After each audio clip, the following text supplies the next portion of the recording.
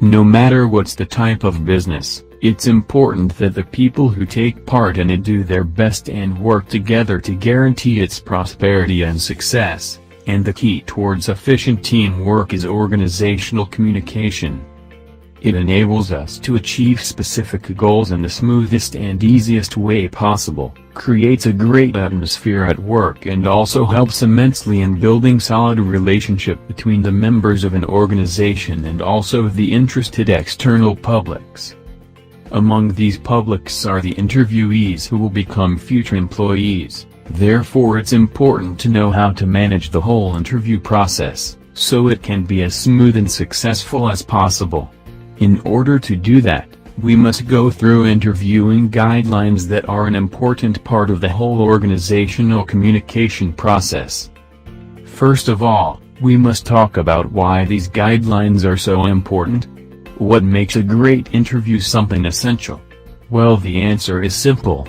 When an interview is conducted in the best manner possible, it helps determine which of the interviewees is the worthiest of being a part of an organization and guarantees as a result the maximum efficiency possible thanks to the full engagement, professionalism and motivation of the future employees.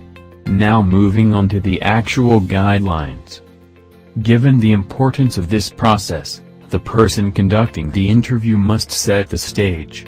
Meaning that he create a serious and professional atmosphere that is distraction-free, no phones, no emails, no being pulled out of the interview, just focus on the candidate, be mindful and attentive and treat him the way you want to be treated.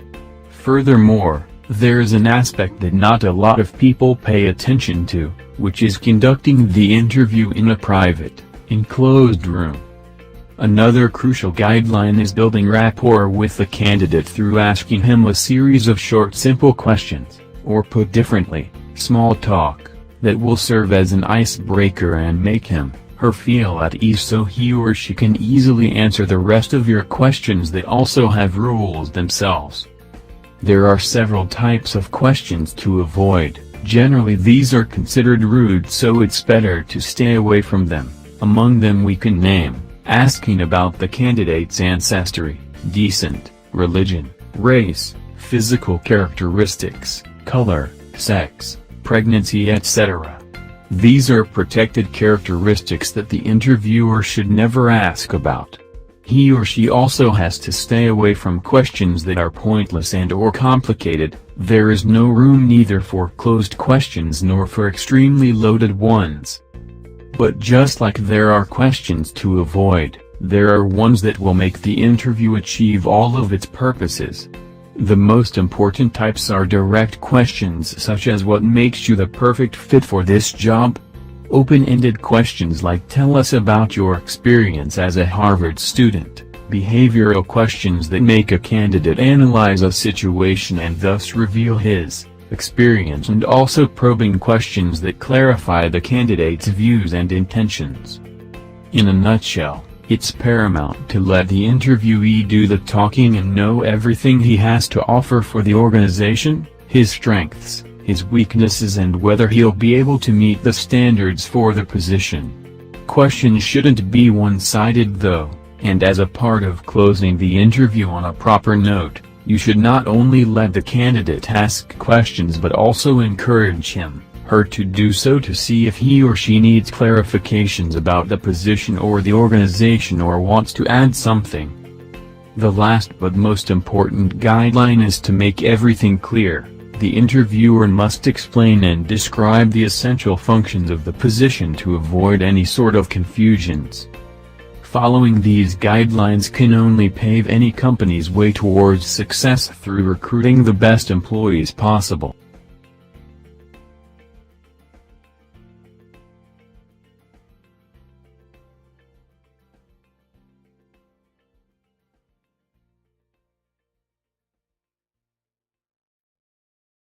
What did I learn from this course? Organizational Communication 502. The challenge of organizational communication. Our world is more complicated than it was some years ago. Globalization, terrorism, climate change, and changing demographics have led to a shift in how communication is done. Organizational communication scholars must consider how communication is used in these four aspects that presently dominate people's thinking and news coverage. Classical approaches. Classical organization theories view organizations as machines.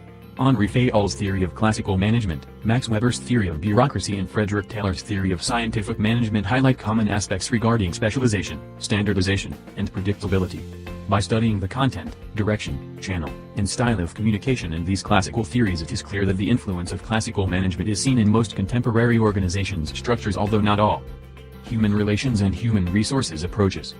By putting people first, today's organizations can address the frustrations that lead to a need for increasing employee satisfaction and organizational productivity in human relation theories. The human relations approach led to a shift in job design and management practice to meet human needs. This was inspired by Hawthorne studies and was illustrated by Maslow's hierarchy of needs theory and McGregor's theory X and theory Y contrasts. Systems approaches. The systems approach to viewing organizational communication is a concept that an organization, just like an organism, must interact with its environment in order to survive. Network analysis, modeling techniques, and case analysis provide ways of understanding how organizations' communication systems are. The system approach concept was backed by the cybernetic systems theory, benefits of feedback and goal-oriented systems, Week's theory of organizing. Interaction in an organization is geared towards understanding the environment of information it's in, and the systems theory from New Sciences. Cultural approaches. Organizational cultures are very complex, and the notion that having the right organization culture is a recipe for success, Corporate Cultures by Deal and Kennedy and In Search of Excellence by Peters and Waterman, has been highly rejected by scholars. Many researchers are of the notion that qualitative methods are best in studying the complex nature of organizational cultures. Decision-making processes. Decision-making is considered differently depending on the communication organizational theory in question. For example, in classical theories, decision-making is seen as a rational and logical process, whereas cultural theories decision-making is seen as a set of practices reflecting on organizational values. Processes of emotion in the workplace. It is important to look keenly at emotions that arise as a result of relationships in the workplace. This is because workload, role conflict, and role ambiguity can lead to burnout. Various theories of organizational communication view burnout differently. For example, through the classical approach, a burned-out employee would be replaced. Organizational diversity processes. The increase in diversity in today's workplace has led to the concept of multicultural organizations, resulting in new challenges and opportunities. Various approaches to organizational communication treat diversity at the workplace differently. For example, classical approaches are pegged on standardization, so would discourage diversity, whereas human resource supporters would embrace diversity at the workplace if they thought it would lead to a competitive advantage. Technological processes. Technological advancements will lead to changes in organizational power, as it will influence access to information. Most of the research on organizational communication technology is centered on communications systems. Different theoretical approaches to communication will consider organization communication differently.